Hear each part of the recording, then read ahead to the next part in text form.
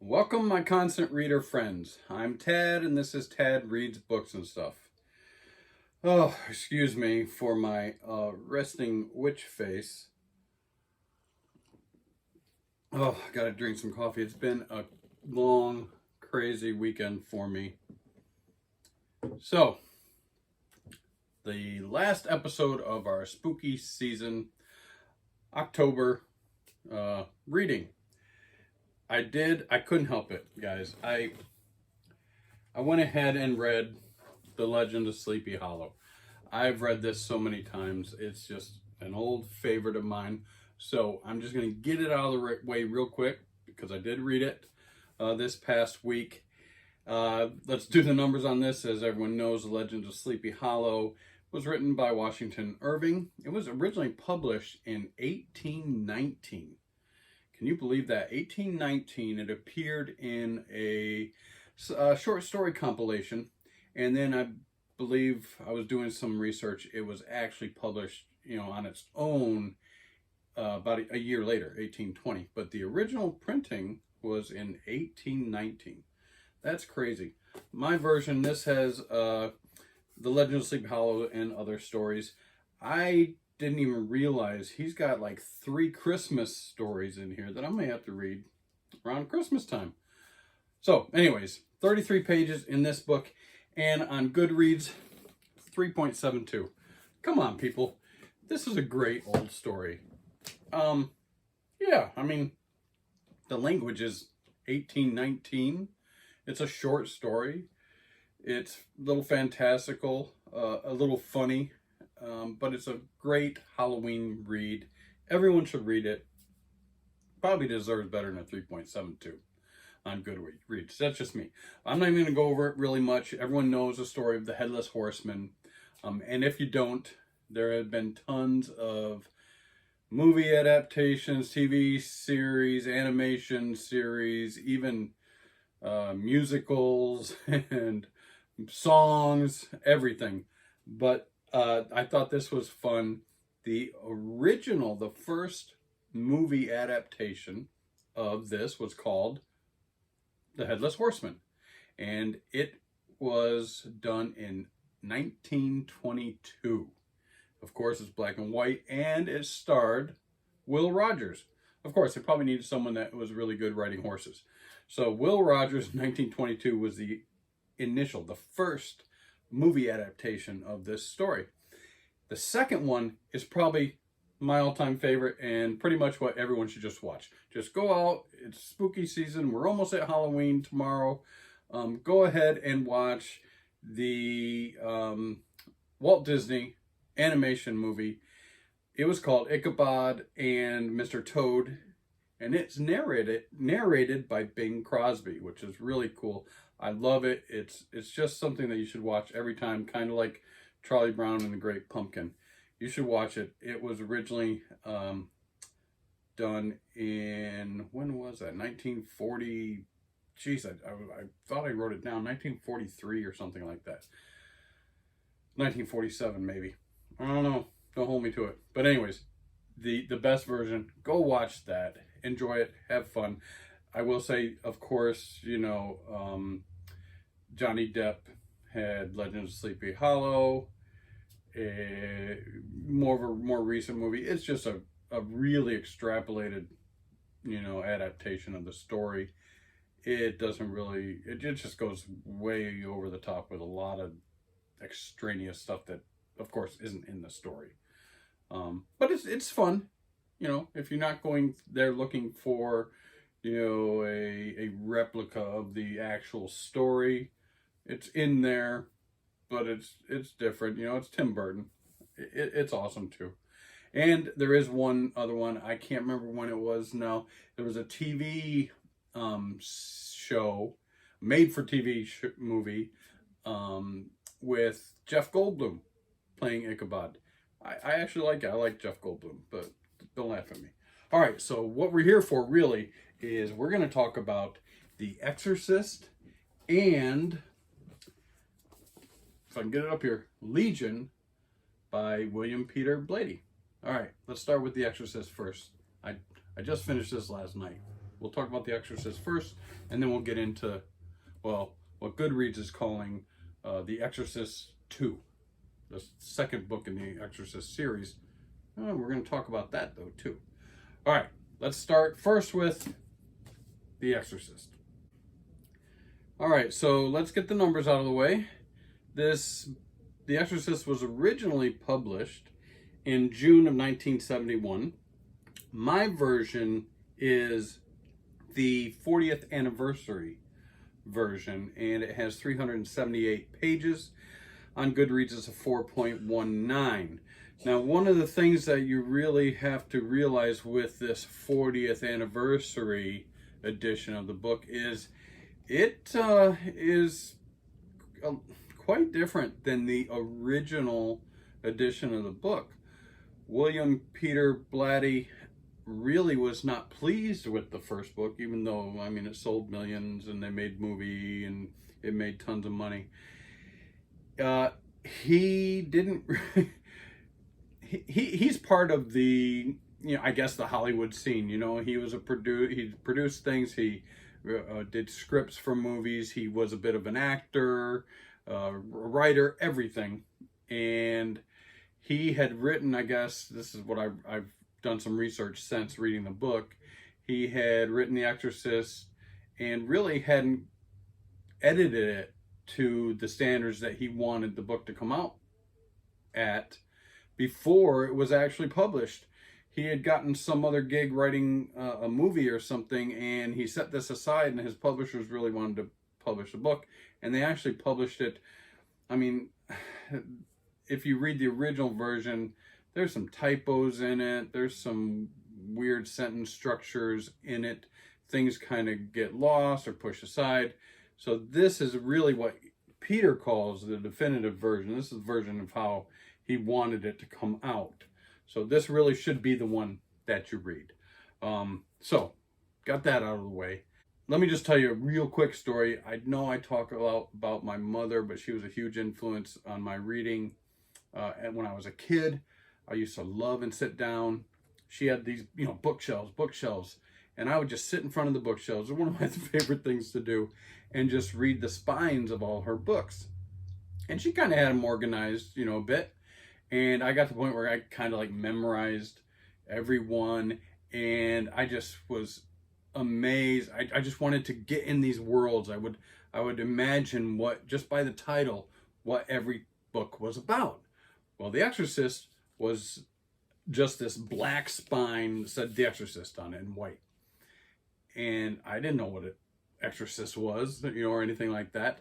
And I asked my mother one day, what is this one? What's this black one? I love the color black. It looks really cool. She said, oh, that's the scariest book ever written, she said. I said, what's it about? And she said, it's about a little girl being possessed by the devil and the church coming in to try to save her life. And it scared the piss out of me. I was like, what? She's like, yeah, it's a scary book.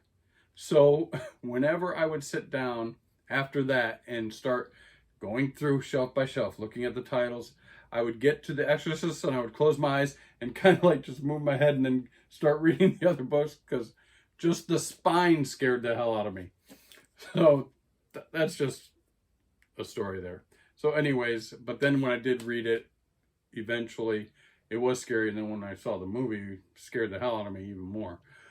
But so anyways, this is the 40th anniversary version. So what is it? If you don't know what The Exorcist is, this basically takes place in Georgetown University. That's in Washington, D.C. And it's about a mother and her daughter, basically.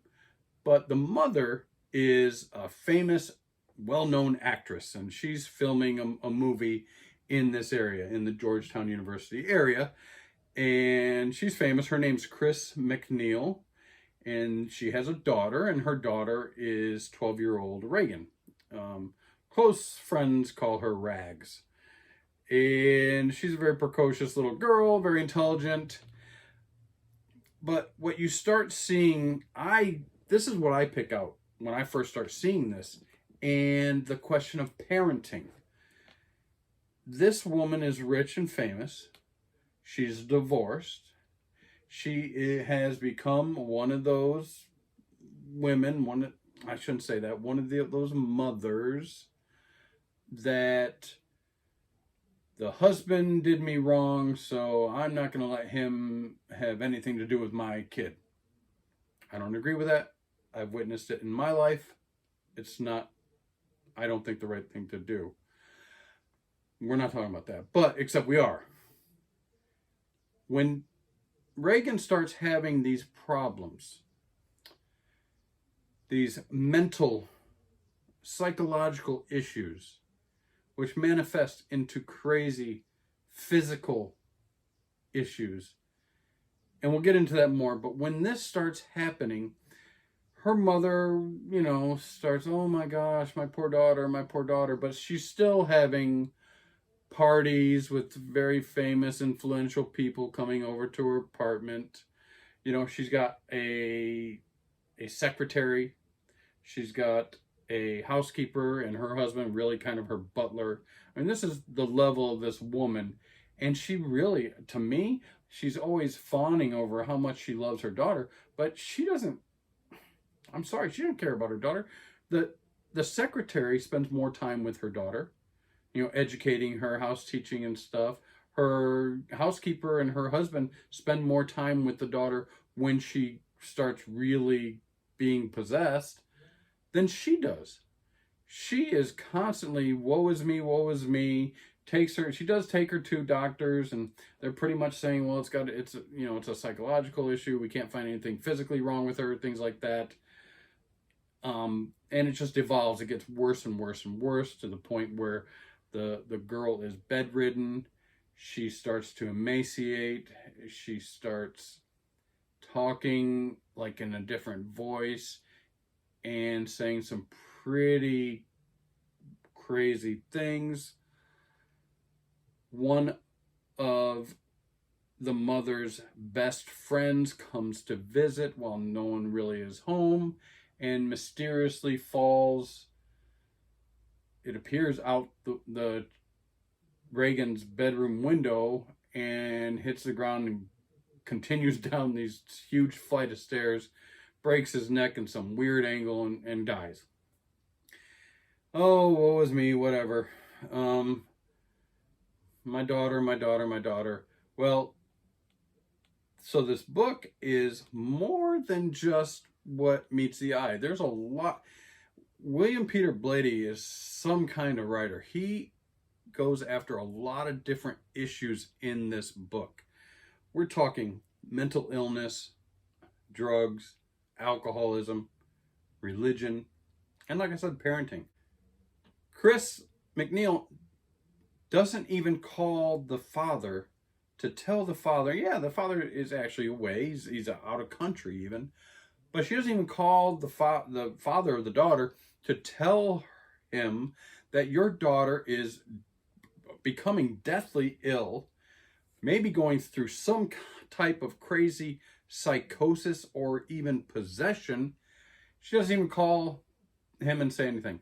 And every time somebody comes over to the house, she's basically in the kitchen, sitting there crying in her drink. She's offering everybody that comes in, drinks. You need a vodka, you need a sherry, that's all. And it's her secretary, or like I said, the maid or butler up there taking care of her daughter. Now, she eventually doesn't like what all these scientists are telling her. She doesn't want to put her rags in the hospital. I don't know why. Just put her in the damn hospital. Nope, she didn't want to put her in the hospital. So she eventually recruits the help of this Jesuit priest, Father Karras. She has him come in because he actually is also a psychiatrist. So she starts confiding in him and having him over to the house, constantly offering him drinks, while he tries to see if he can find out what's going on with her daughter. And they kind of come to the conclusion that maybe she's possessed by a demon or even the devil. But there's also Detective Kinderman is in the picture, because he's saying, wait a second, the way that guy's neck was broken seems to indicate that his neck was forcibly broken by someone before he fell out of the window and fell down those stairs. It would be 1 in a million chance that his neck would be broken in that manner just from falling out of a window. So he thinks there's a murder. So there's a murder mystery going on as well. I loved it. I gotta be honest with you. I loved it. It is scary. It's scary as hell. But I do want to just briefly touch on the elephant in the room. And that's, this book is almost pornographic.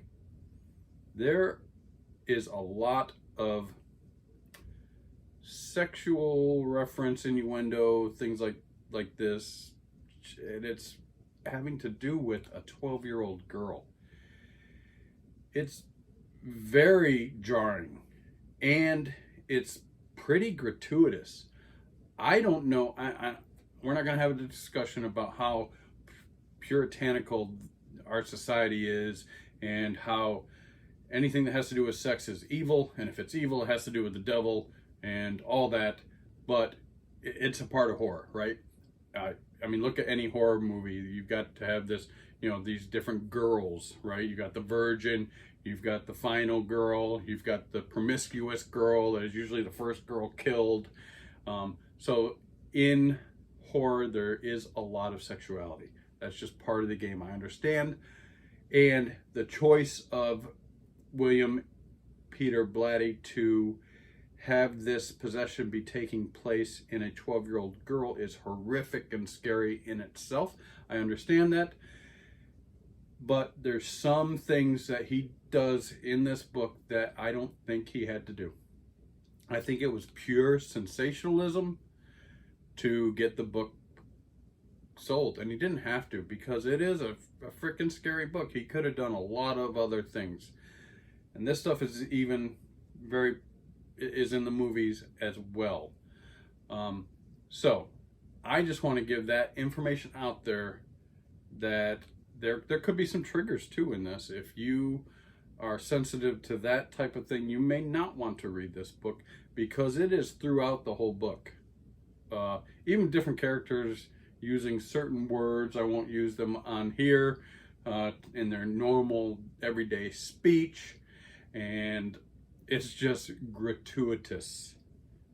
I just want to put that out there. All right, so let's get it. Aside from that, it is scary. It is evocative. For when it was written, 1971, I mean, it was something else. Today, of course, now we're crazy with the super violence in movies, the gore, things like that probably wouldn't go over so well in the 70s. Although, I want to watch some crazy stuff. Watch Phantasm. Whew, what a movie that was. Anyways, get away from that. So, this was great. I did really like it. And I think especially if you're a horror fan, you got to read The Exorcist. If you haven't read The Exorcist, you got to read The Exorcist. It's really good. His writing is pretty interesting, which we're going to see when we go down here. Let's go next to Legion. Wow, the light just came on my phone. I was trying to, not have the bright lights to keep it kind of dark and spooky. Yeah, right. And it's starting to I was using light from the window, and it's starting to get over cloudy outside and got darker in here. And my camera light just came on. So I hope that isn't causing any strange shadows in this video. But, all right, let's go on to Legion. Now, Goodreads and most things that you read will say that this is Exorcist 2. Part of the Exorcist series. We're going to talk about that because there's actually a trilogy.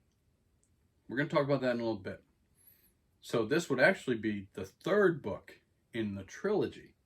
But let's talk about this first. So this was published in 1983. My version of this book has 248 pages, and it only has a 3.72 on Goodreads. I think it deserves a lot more. There are few novels or like movies in my lifetime that have left me speechless. And when I finished reading this book, I was speechless. I had to process some things. I had to really just sit and contemplate this story. I don't know how somebody writes a book like this. Unbelievable. Unbelievable. Some of the thoughts that come out of this man's brain are beyond me. Tons of research he had to have done to write a 248 page book. Now, I will say that, how do I say this? As far as the overarching story of this novel, it's probably most prominent in the first 20 or 30 pages, and then the last 40 or 50 pages of the book. The rest of it is just this huge, extrapolated, psychological, philosophical, theological murder mystery. And paragraph after paragraph of Kinderman, as you recall, the detective Kinderman from The Exorcist, is the prominent character in this book. And just his thoughts on all these subjects, psychological, philosophical, are amazing. They do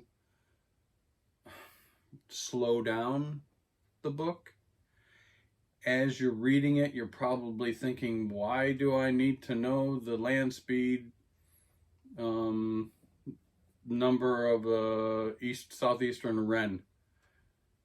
I said that wrong. I know. I'm using a Monty Python reference there. But anyways, yeah, he'll talk about birds. He'll talk about the development of eyes in mammals, brain theory and waves and space There's all kinds of stuff in this book that this detective thinks about in rapid fire succession, almost like he might be mentally unstable. It's very interesting. But anyway, so this book starts off with the murder of a 12-year-old deaf boy on the docks, almost like a crucifixion style murder. And shortly after, so he's investigating that, and then shortly after that, there's another murder of a priest in a confessional booth. He gets decapitated, and it goes on from there. So this is even more of a murder mystery, obviously murder mystery novel than The Exorcist, but even more psychological, like I said, philosophical study, because it leads him eventually to the psych ward of the hospital and its patients, and the study of some of these things that kind of carry over from, The Exorcist. And it can get really dry. I'm not going to lie. And you can kind of say, where the hell is this going from? I can't understand this guy. He talks in rapid fire. He loves his movies, which is from the, continuation from The Exorcist. He's got this weird, strange of banter when he talks to people. Atkins, his deputy.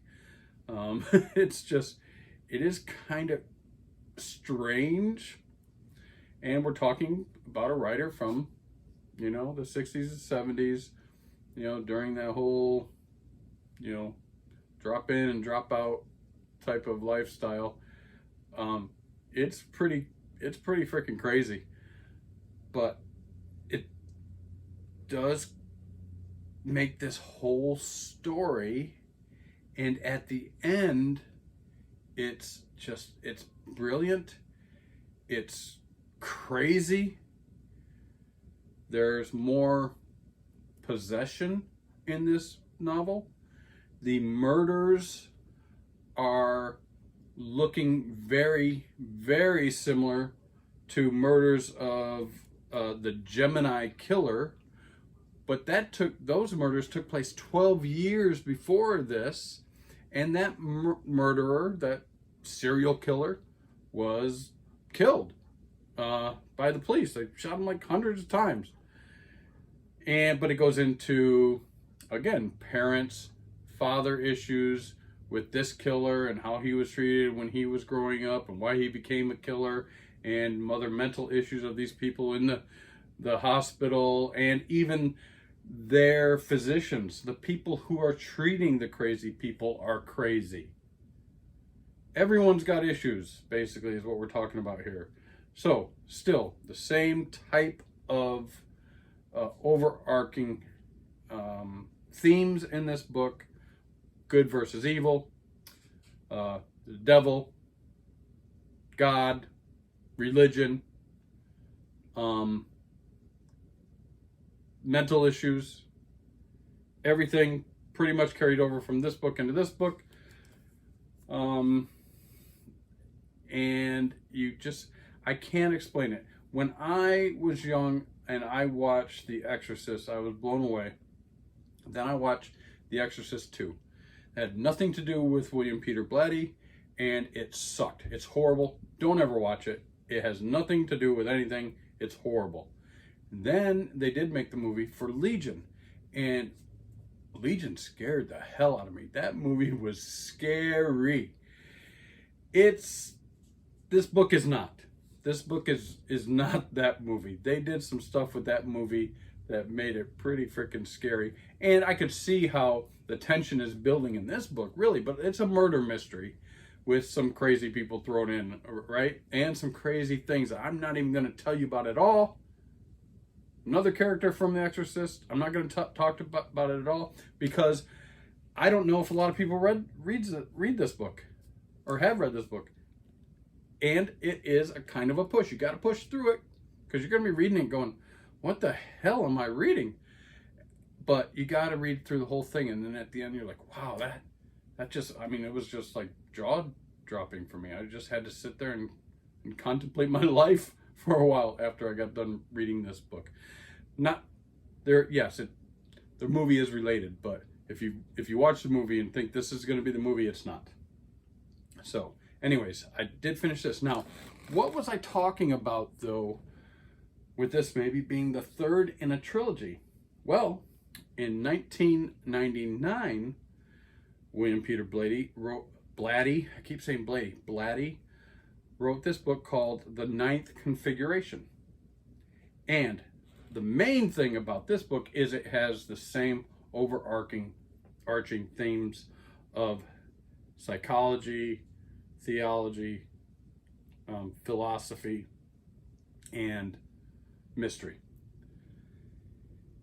Why am I saying that that's the second book in this trilogy? And I only have seen maybe one other person mention this. Because of the character, Captain Billy Cutshaw. Captain Billy Cutshaw is the predominant, one of the main characters in the Ninth Configuration. And who is Captain Billy Cutshaw? Well, he was an astronaut who was friends with Chris McNeil, the mother of Regan in The Exorcist.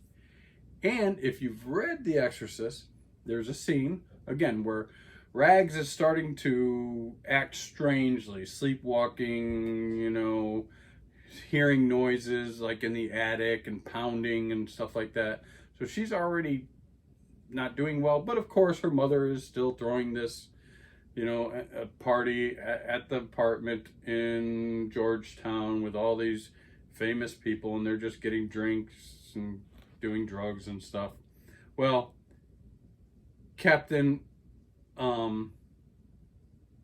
Billy Cutshaw is at this party, and there comes a point when Reagan actually confronts the captain, and she says to him, "You're going to die up there." He's preparing, he's getting ready to go into space. And she looks into his soul and says, "You're going to die up there." Pretty scary, pretty foreboding. Now, years later, he writes the book, The Ninth Configuration. It's this astronaut is one of the main characters in the book. And there. So that's why I agree with this other person. I can't remember who it was now, who was saying, I think that it's actually a trilogy, it's part of the trilogy. Yeah, they're related to, I mean, people know each other from the other story. And this came in 1999, where this was done in 1983. So I'm saying that that's actually the trilogy. I haven't read it. There's a movie about that too. They did a movie of it. So I need to get that book and read that book now. I didn't know that going into this. I just thought there were two, The Exorcist and Legion. But actually now I'm going to have to go and get Ninth Configuration. And it sounds like my next door neighbor let their dogs out. If you hear the dogs barking, they go crazy whenever they go outside. So anyways, that's Legion. I really think you should read it. It made me have some thoughts. I really had to digest this book after it was done. All right, that's the end of October. That's the end of spooky season. I mean, we are still in November. I love this season anyways. Everyone does. I'm going to talk about what I'm going to read in November in my next video. I'm going to start some things. You see my stack over here. I'm trying to get done before the end of the year. So we'll talk about that next video. I hope you enjoyed yourself. If you have any questions, if you have any feelings or thoughts on these books, please leave them in the comments. I love the comments. Please like and subscribe. For some reason, I've been losing subscribers every day. I was hoping to get to 365 subscribers by the end of the year for my first year. And I had gotten up to like 340, and I went back down to 330, and I've just been going back up and down. I seem to be losing. I'll gain 2 and then I'll lose 2 subscribers. I don't know why maybe I'm pissing people off. I don't know. But anyways, please like, subscribe, and leave comments, and I'll see you next time. Peace out.